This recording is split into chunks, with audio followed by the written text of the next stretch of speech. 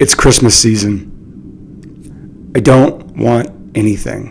What I want is for you to want the same thing.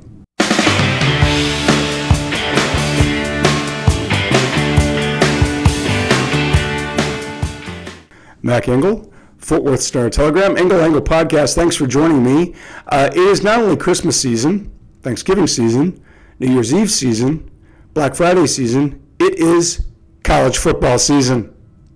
You don't have to be a college football lover to know that back in the 80s, there was a football team in college sports that had a reputation unlike any other program in the nation. You didn't have to know anything about SMU to know that that was the team that got the death penalty. Now, for those of you who are unaware, back in the 1980s, SMU was a top 10 football program. Even though it's a very small private school in Highland Park, very exclusive neighborhood in Dallas, SMU had managed to leapfrog past some of the other big names in college sports, specifically college football, basically by hoarding a load of top-tier players because they paid them. Now, I want to be real clear. Back in the 80s, everybody was paying everybody, even though it was against NCAA rules. They're paying them now because there are no NCAA rules, because the NCAA keeps losing in court. SMU, though, was the only one that was caught and punished and caught and punished so often that in 1987, the NCAA said, that's it, enough. We're giving you the death penalty, which means you can't have a football team anymore for 1 year. SMU took it a step further and said, you know what, you're right. We're going to shut it down for 2 years. And even though SMU had had a top 10 football program for a handful of years before those sanctions, it really didn't recover for about 30 years. And it took an additional 10 years to be where it is today. And where it is today, for the first time since the early 80s, is a top 10 football team. Now, at the time of this taping, and specifically the interview that I'm going to share here momentarily, we don't know if SMU is actually in the college football playoff, which is now 12 teams. And when I say playoff, it's an invitational. It's not a traditional playoff. It's an invitational. But we don't know if SMU is in it or not.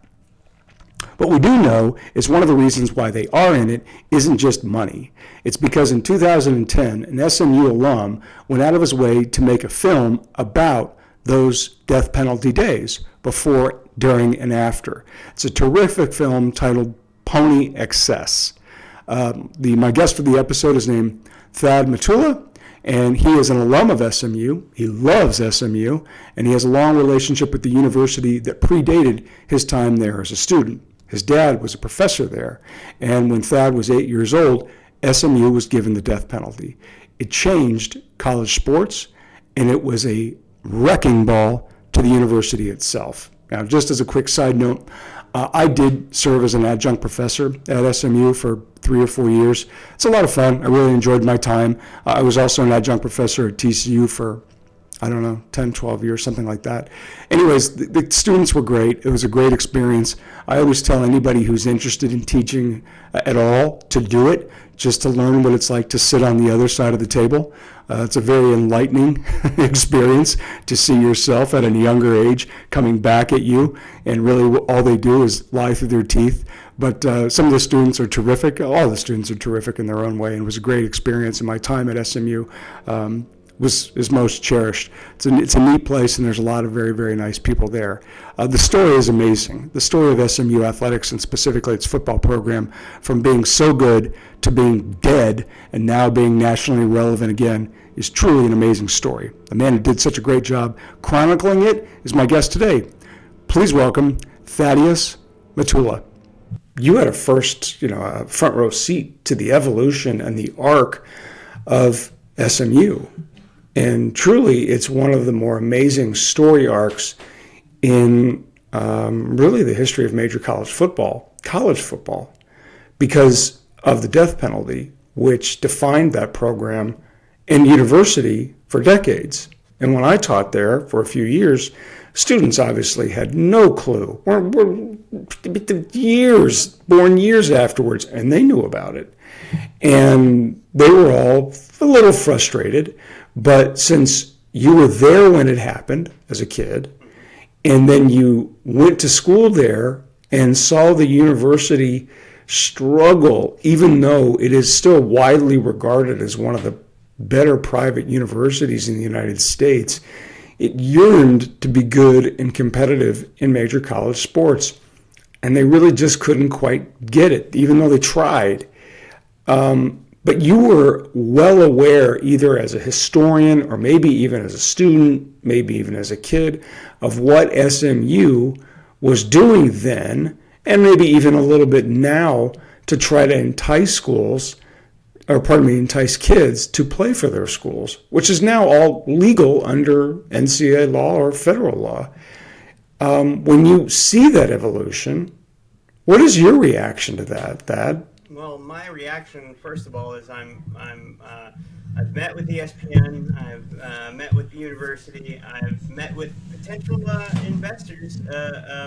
I want to get a sequel off the ground, because I think you can tell the story of modern college athletics, college football very specifically, and basketball, through the story of SMU's 40 years in the desert of major college football. And when you're saying that, like, they tried and weren't successful, that's almost, there's a misnomer in it until recently.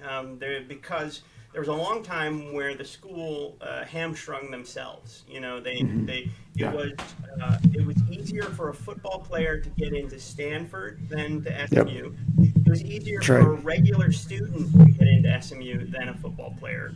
And they weren't offering scholarships to the football players until after they were accepted to university, which is, oh, by the way, after National Signing Date. So, you know, you're asking these kids to, like, well, just hold on, you know, don't solidify your future yet. And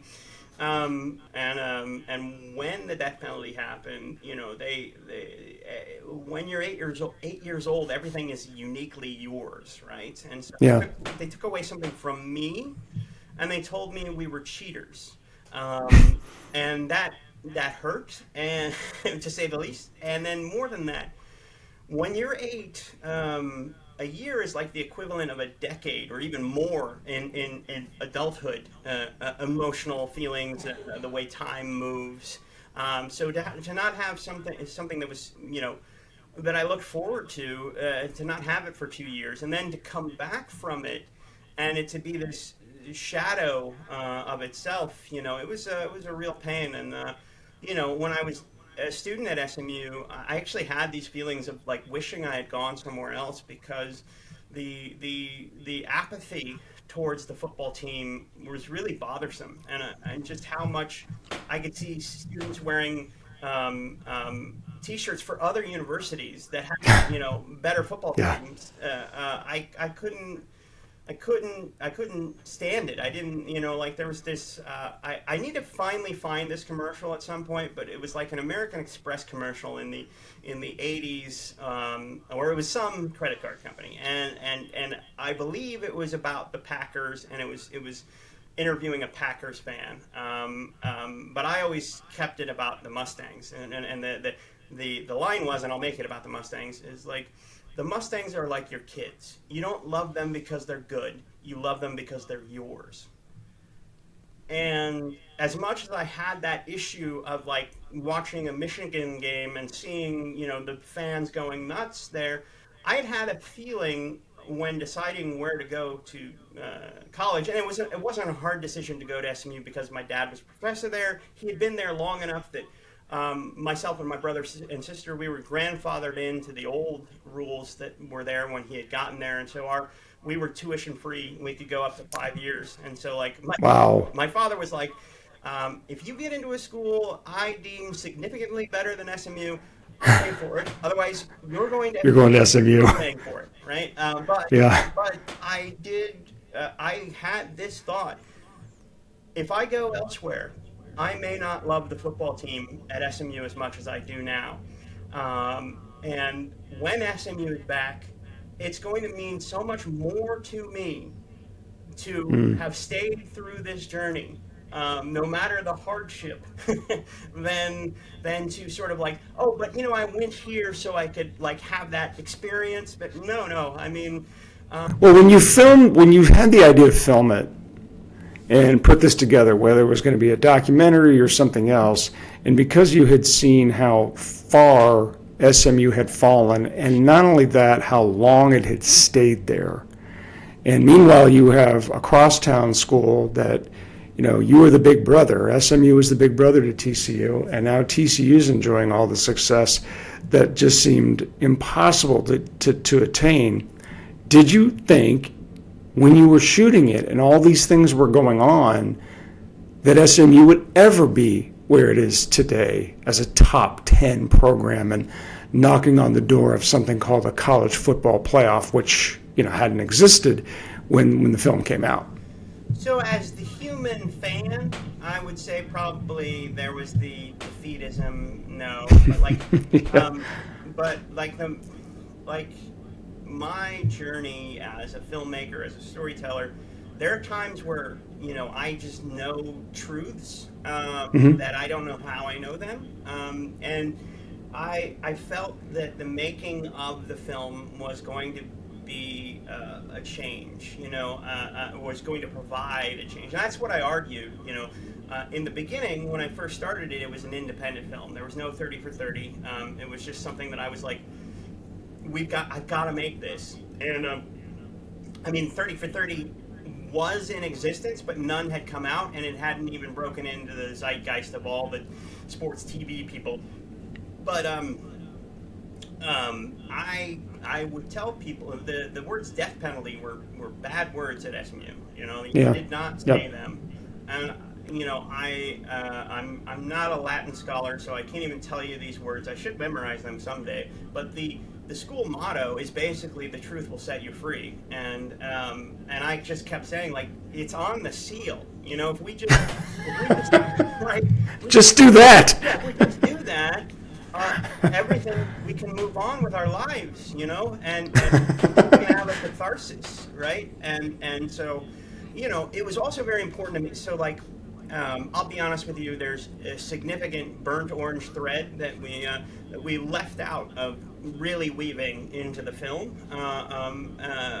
Just, you don't beat UT and get away with it. That's the burnt orange thread, but also, but like, I will tell you, they're your fellow journalists, especially ones that went to UT. Like, I would have conversations with them, and it's like, oh, well, UT didn't have to do that because people just wanted to come to UT. I'm like, okay. No, they paid him. Yeah. No, I mean, why did Eric Dickerson come to SMU? Well, not because he was paid, but he went there because he trusted the coach, and they were willing to take care of him like everybody else that was trying to get him. Right? Come on.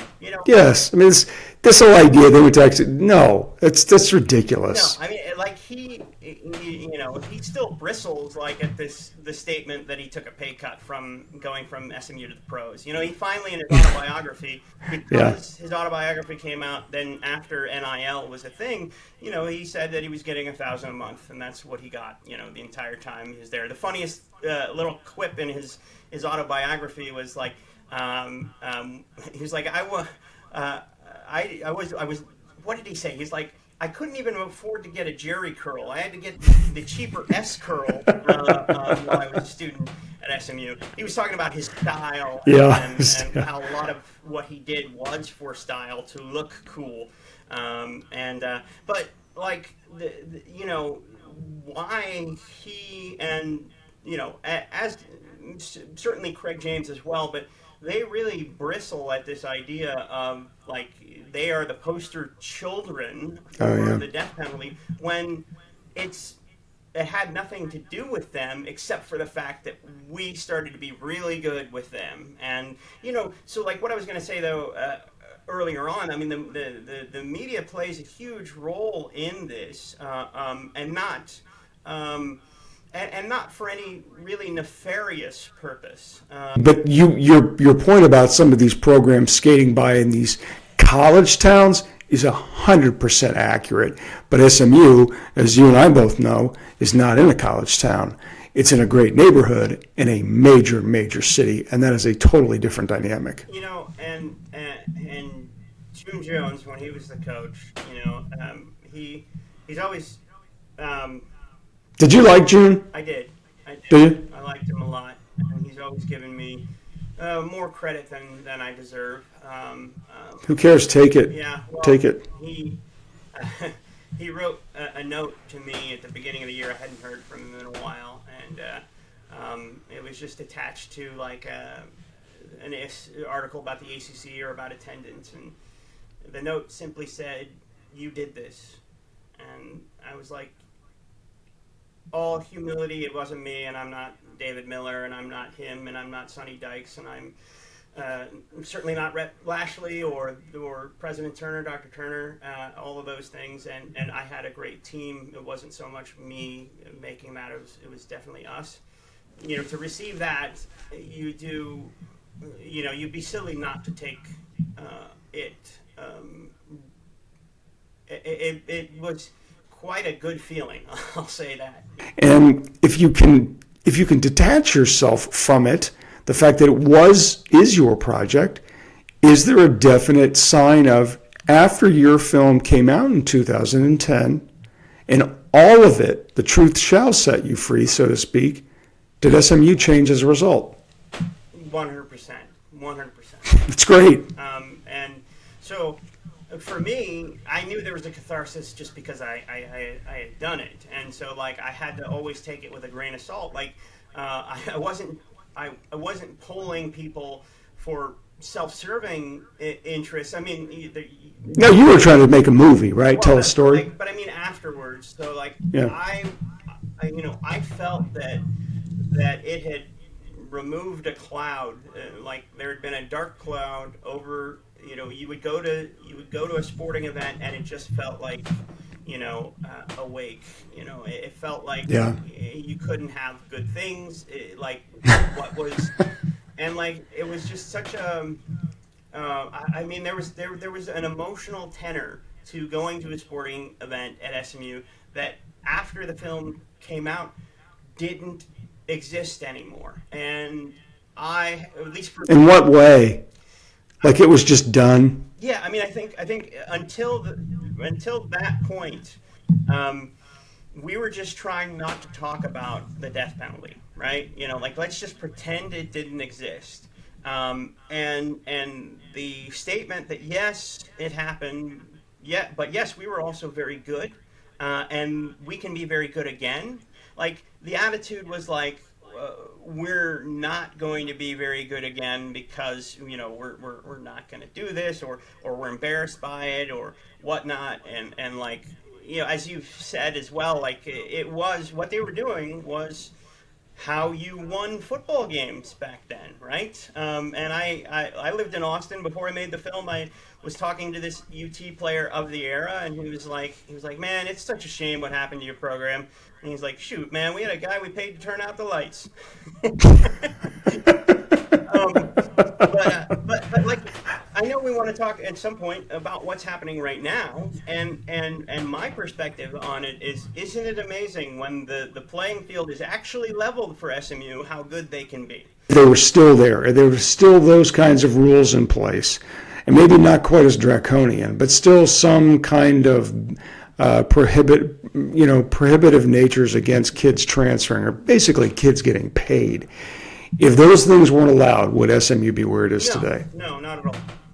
Because so one of the things that I realized in doing the film, I had to really accept that we, SMU, we did this. We actually did this. It doesn't matter that other people were doing it. We did what we were doing. Yeah. And the biggest problem was we kept saying all these other people are doing it. Why aren't you looking at them? And we never accepted the fact that they just weren't looking at them, and they were going to keep looking at us because we were going to do something that like would give them reason to sort of come in again. And I'm sorry, I'm out of focus here. You're fine. Let's get that back. But No, I mean, because like the thing is that you know, when SMU isn't doing well, they're not playing in front of a lot of fans, right? No. And there's so much more to do in Dallas than the SMU football or basketball game. So if you're not winning, you're not capturing the T-shirt fan, right? And that's Right. need that. And so SMU, I look, I the paying of players didn't stop with the SMU death penalty. What? So my brother is an attorney, and way back when I was trying to create a title for this for the film, he was arguing for it to be specifically deterred. Of course, I didn't go with it, but his argument was That was his title? yeah, specifically deterred or I specifically. think you got a better one. Well, I got a better one, but the Yeah. point is, why he said it though is the important thing. So the death penalty in legal terms is supposed to be a general deterrent. So it's like if you do this, you will get killed, right? And Right. so the idea is that you're making an example of people, of criminals. This will happen to you if you do this, so don't do it. But with that, in SMU's case, it was a specific deterrent. They gave us the death penalty, and then we sucked for 25 years, and it was really a decision not to compete.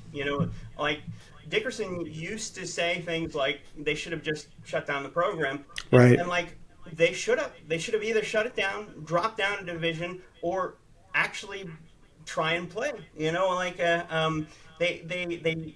But I mean, I guess I'm glad that they did what they did. They skated for so long, just sort of continuing to keep it, to have it, and now we get nice things again. I mean, this whole thing where there, as you just said, that the evidence is there that the athletics plays a huge role. I mean, one thing we didn't get into in the film, but that I wanted to, was the average SAT score for the average student's SAT score at SMU dropped 200 points from pre to Wow. post death penalty.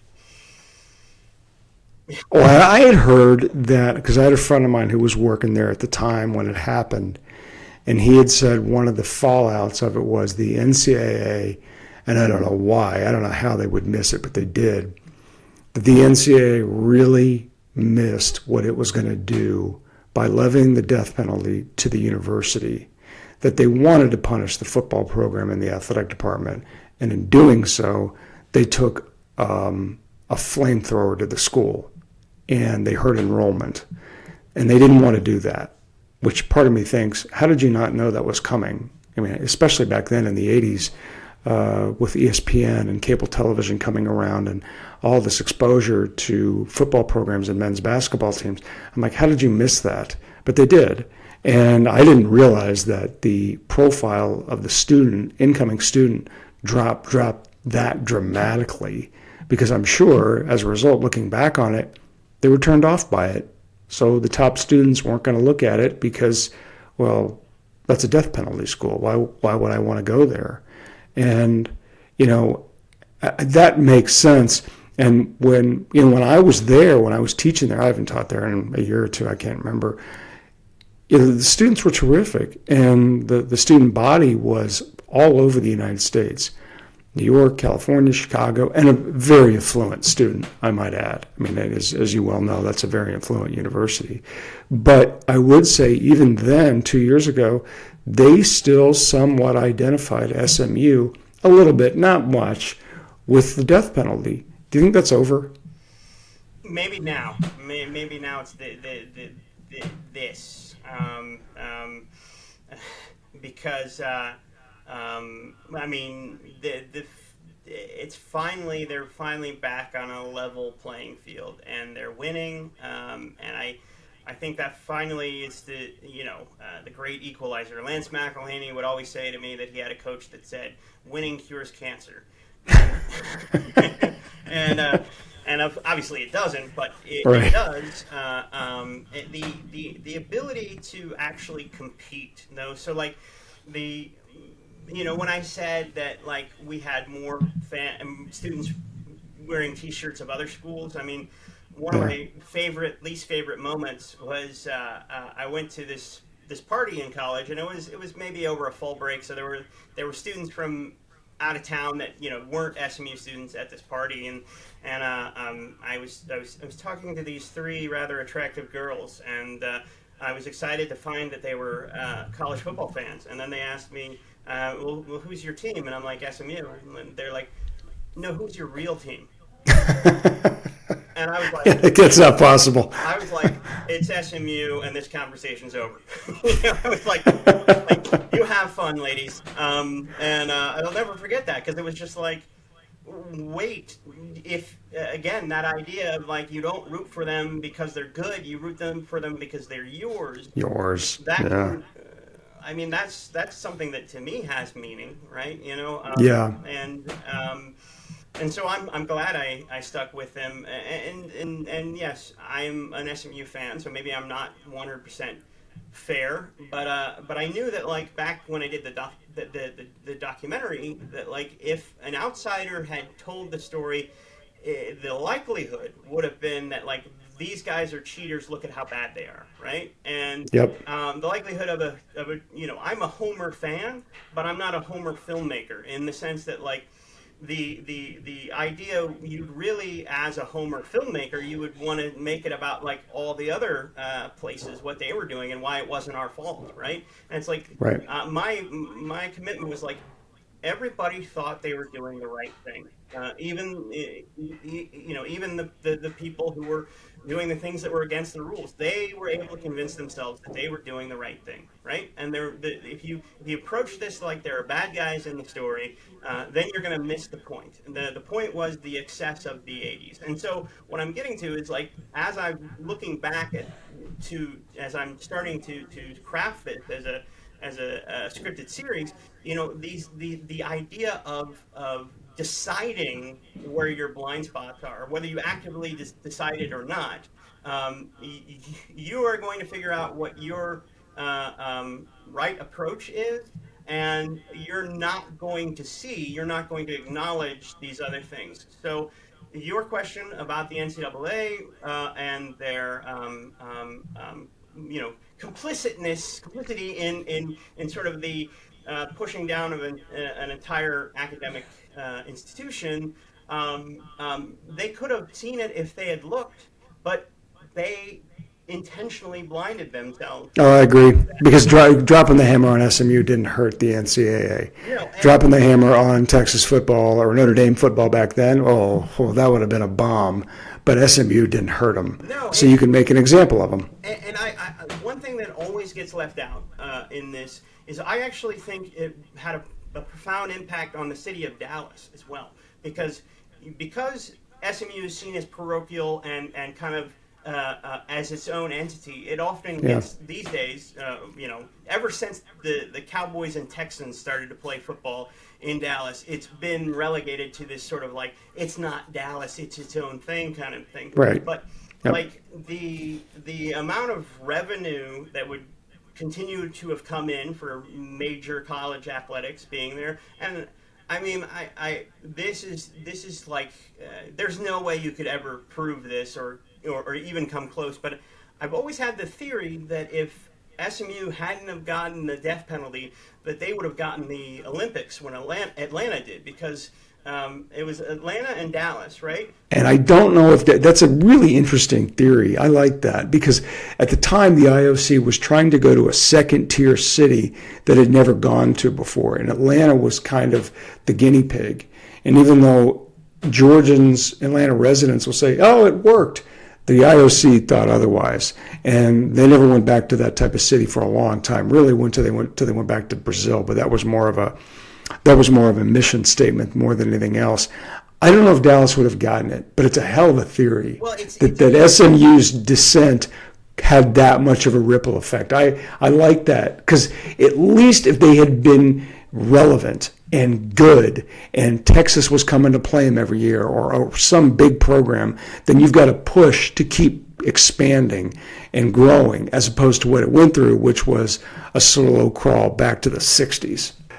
You had talked to ESPN and some people at SMU about potentially doing a sequel to Pony Excess. Obviously, the story's not done, but it has changed dramatically since 2010. What do you want to tell? If you do it, if you do have the funding and you do move forward with it, what do you want to tell in what would be, Pony Excess 2? Yeah, the title has been Pony Access with a capital, ACC in the logo. But very nice. A lot of fans have adopted that as well. So it's not as clever as it was. Like the day when I got a call I found out that SMU was in the ACC from a journalist, because I was filming in Miami, and I wake up to a phone call from a reporter, and I'm like, this is really weird that this person's calling me. Why don't I answer? And I answered, and they were asking me how I felt about SMU getting into the ACC, and I'm like, I gotta be honest with you, you woke me up with this call. And I was like, by the end of the conversation, I was like, and the title's gonna be Pony Access.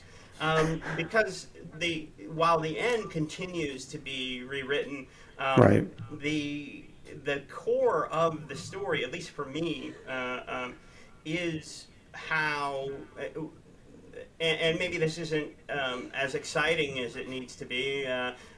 You tell me, but this idea that I said that you can tell the story of modern college athletics through the story of SMU's journey through the desert, because you can see what it is to be in conferences that are not the top conferences. You can see what it is to be just a university that just has a football team, that doesn't put a priority on it being a winning football team. You can see the changes that have happened recently, where NIL can the portal, the transfer portal can really reshape what you're doing, and then NIL, it has been the great equalizer, but also then us getting back to the big boys table. I don't what is happening right now.